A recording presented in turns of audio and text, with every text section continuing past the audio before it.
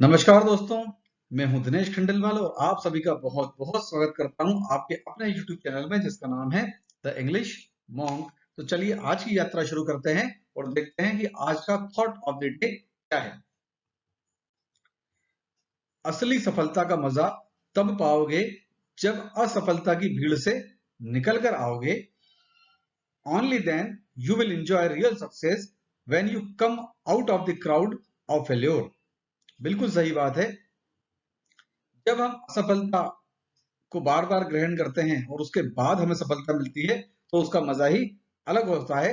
बिल्कुल उसी तरह जब हम दिन भर मेहनत करते हैं और उसके बाद हमें भोजन प्राप्त होता है, यदि बिना मेहनत के हमको भोजन मिल जाए तो शायद हम उसकी उतनी कद्र नहीं करेंगे, उसकी उतनी वैल्यू नहीं करेंगे। इसलिए जब हम बार बार सफल होते हैं तो उसका जो अनुभव हमको मिलता है और उस अनुभव के साथ हम जब आगे बढ़ते हैं और फिर सफलता मिलती है तो उसका आनंद ही कुछ और होता है। इसलिए यदि आप बार बार असफल होते हैं तो बिल्कुल भी चिंता ना करें, क्योंकि जब आपको सफलता मिलेगी तो उसका मजा ही कुछ और होगा। तो आज हम शुरू करने वाले हैं स्पोकन इंग्लिश का लेवल 1 में लेसन 4.4। अभी हम लेसन 4 में हैं जिसमें 4.1 से लेकर के 4.3 आपका कंप्लीट हो गया है और अब हम आ गए हैं 4.4 पर।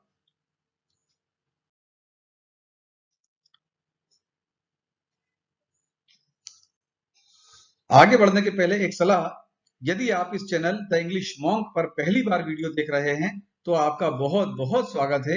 आपको सलाह दी जाती है कि बेहतर इंग्लिश सीखने के लिए इस चैनल को सब्सक्राइब कर लें, साथ ही बेल आइकॉन भी दबा दें और उसके बाद इस चैनल की प्लेलिस्ट में जाकर लेसन 1 से शुरू करते हुए आगे बढ़ें। लेसन 1 की शुरुआत करने से पहले इंट्रोडक्टरी वीडियो देखना बिल्कुल भी ना भूलें। बहुत बहुत धन्यवाद।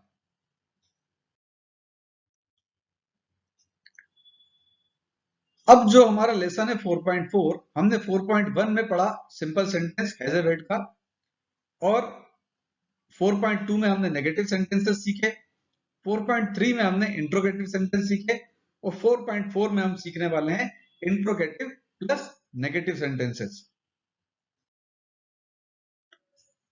तो आइए एग्जाम्पल के माध्यम से समझते हैं। मेरे पास समय है, यह सेंटेंस सिंपल सेंटेंस है और हमने 4.1 में पढ़ा था और ये हमने बनाया था आई हैव टाइम। इसी का नेगेटिव हमने 4.2 में पढ़ा, मेरे पास समय नहीं है, और इसमें हमने उपयोग किया था do not. I do not have time, यानी फर्स्ट ग्रुप के साथ हमने यूज किया डू नॉट। फिर 4.3 सेंटेंस आया, क्या मेरे पास समय है, इंट्रोगेटिव सेंटेंस है, तो हम डू को उठाकर पहले ले आए और सेंटेंस बना था डू आई हैव टाइम। अब आ गया है इंट्रोगेटिव प्लस नेगेटिव सेंटेंस, यानी क्या मेरे पास समय नहीं है, यानी इसमें क्वेश्चन भी है और नेगेटिविटी भी है। तो सेंटेंस है क्या मेरे पास समय नहीं है, इसमें हम डू तो पहले है ही, जैसा कि हमने इंट्रोगेटिव सेंटेंस में बनाया था। आई के बाद हम नॉट लगा देंगे तो सेंटेंस बन जाएगा do I not have time. Simple है। सिंपल सेंटेंस में I have time, negative I do not have time, interrogative do I have time और interrogative plus negative do I not have time. आगे देखते हैं। अब आ गया सेकेंड ग्रुप का sentence, उसके पास समय है, ये हम 4.1 में पढ़ चुके। सेंटेंस था ही हैज टाइम, उसके पास समय नहीं है। अब यहां सेकेंड ग्रुप के साथ हम उपयोग करते थे डज नॉट, तो आ गया he does not have time। फिर इंट्रोगेटिव सेंटेंस, क्या उसके पास समय है, तो हम डस को उठा करके पहले ले आए डज ही हैव टाइम। अब इंट्रोगेटिव प्लस नेगेटिव सेंटेंस, क्या उसके पास समय नहीं है, तो डज तो पहले है ही इंट्रोगेटिव सेंटेंस में, ही के बाद हम लगाएंगे not, does he not have time. आगे देखते हैं। पास्ट के सेंटेंसेस, मेरे या उसके पास समय था। अब पास्ट में हम सबके साथ यूज करते थे हैड, आई या ही हैड टाइम। उसके पास या मेरे पास समय नहीं था तो हमने इसमें उपयोग किया did not, I did not have time या he did not have time. जब हमने इसका इंट्रोगेटिव सेंटेंस बनाया, क्या मेरे या उसके पास समय था, तो सेंटेंस बना था डिड आई हैव टाइम या डिड ही हैव टाइम। अब आ गया इंट्रोगेटिव प्लस नेगेटिव सेंटेंस, क्या मेरे या ऑब्लिक उसके पास समय नहीं था। तो डिड तो पहले है ही इंट्रोगेटिव सेंटेंस में, अब आई या ही के बाद हम लगा देंगे not, did I not have time या did he not have time. यानी चाहे फर्स्ट ग्रुप हो चाहे सेकंड ग्रुप हो, हम सबके साथ डिड का उपयोग करेंगे। कुछ और उदाहरण से समझते हैं। क्या मेरे पास समय नहीं है, ये फर्स्ट ग्रुप का सेंटेंस है। Do I not have time, क्या उसके पास समय नहीं है, ये सेकंड ग्रुप का सेंटेंस है। Does he not have time, क्या मेरे या उसके पास समय नहीं था, ये पास्ट का सेंटेंस है।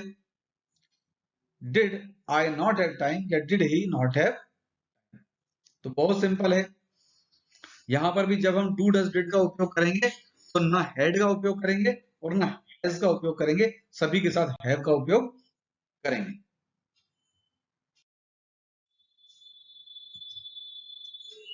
क्या हमारे पास कॉपियां नहीं हैं, लिखना शुरू करें और इंग्लिश के लिए जगह छोड़ते जाएं।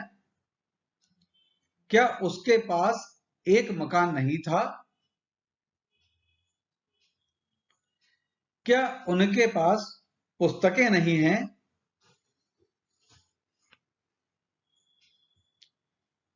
क्या हमारे पास फर्नीचर नहीं था, क्या लड़कियों के पास कॉपियां नहीं हैं, क्या मेरे पास एक घर नहीं था, क्या तुम्हारे पास एक कार नहीं है, क्या हमारे पास जायदाद नहीं थी, क्या तुम्हारे पास अनाज नहीं है,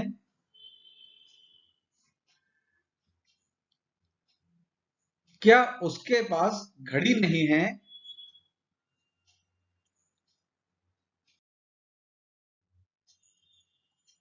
तो ये सेंटेंसेस को आप बना लीजिए।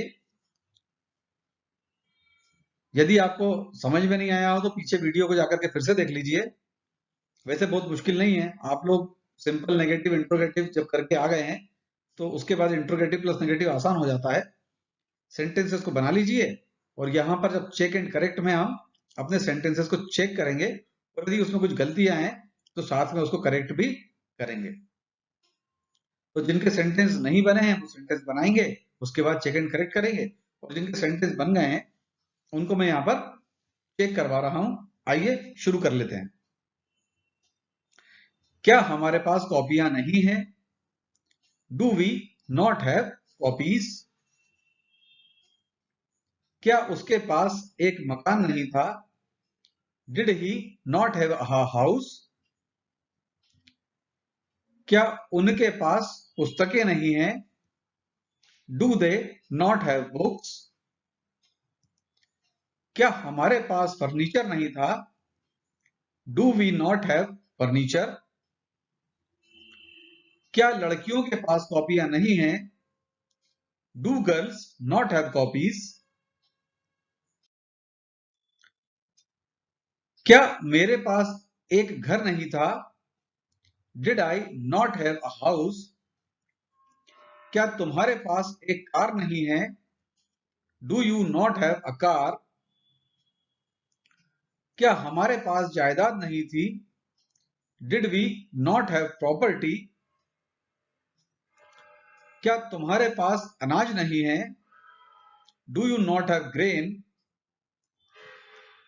क्या उसके पास घड़ी नहीं है, does he not have a watch.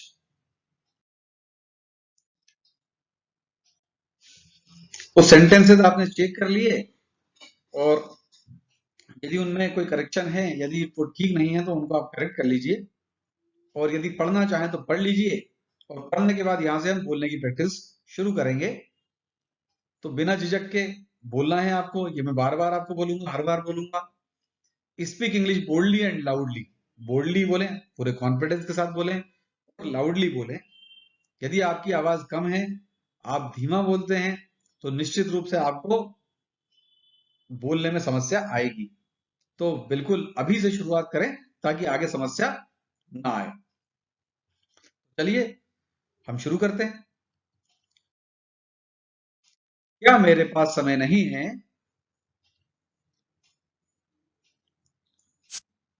Do I not have time? क्या उसके पास समय नहीं है?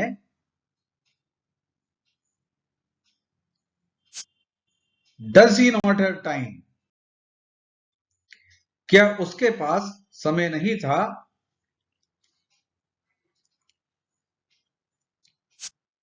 Did he not have time? क्या हमारे पास कॉपियां नहीं हैं? Do we not have copies? क्या उसके पास एक मकान नहीं था?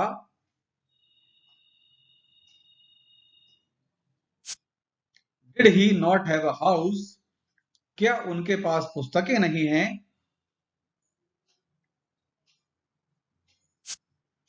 Do they not have books? क्या हमारे पास फर्नीचर नहीं था?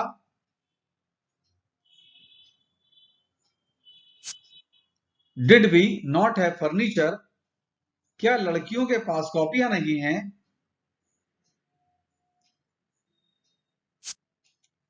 Do girls not have copies?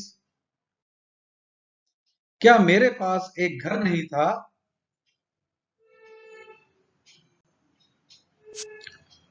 Did I not have a house? क्या तुम्हारे पास एक कार नहीं है?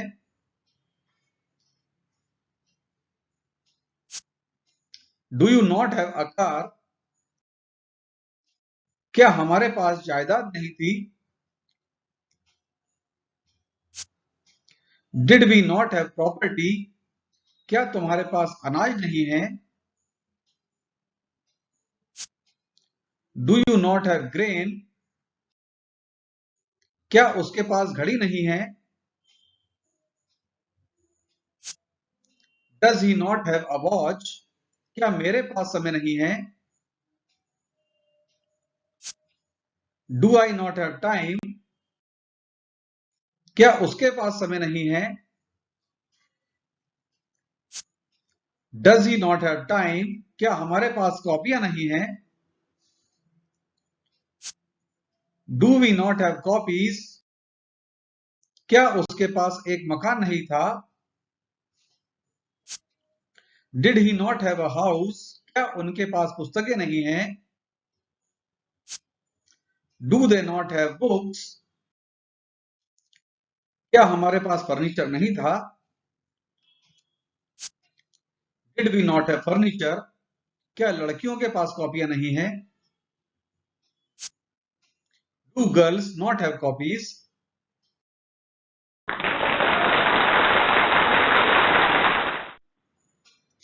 तो बहुत बहुत बधाई उन लोगों को जिन लोगों ने कॉन्फिडेंटली बोला, अच्छे से बोला, बिना अटके बोला। आप लोग एलिजिबल हो गए हैं आगे बढ़ने के लिए। लेकिन जिन लोगों ने अभी अच्छे से नहीं बोल पाए, अटक अटक के बोल रहे हैं, स्पीड नहीं आ रही है, कॉन्फिडेंस नहीं आ रहा है, आप लोगों से मेरा निवेदन है कि आगे बढ़ने से पहले थोड़ी प्रैक्टिस कर लें, अच्छे से प्रैक्टिस करें, फिर आगे बढ़ें। ये आपके लिए बेहतर है क्योंकि आगे जो हम सीखने वाले हैं उसमें ये सारी चीजों का उपयोग होगा। और यदि अभी हम कमजोर पड़ जाएंगे तो आगे हमें दिक्कत आएगी। तो अभी इसे ठीक करेंगे तो बेहतर रहेगा। जिन लोगों ने अभी तक इस चैनल को सब्सक्राइब नहीं किया है उन लोगों से निवेदन है कि कृपया कर चैनल को सब्सक्राइब कर लें और साथ में लगे हुए बेल आइकॉन को दबा दें, जिससे कि इस चैनल पर डलने वाले सभी वीडियोस की नोटिफिकेशन आपको समय पर प्राप्त हो सके। बहुत बहुत धन्यवाद।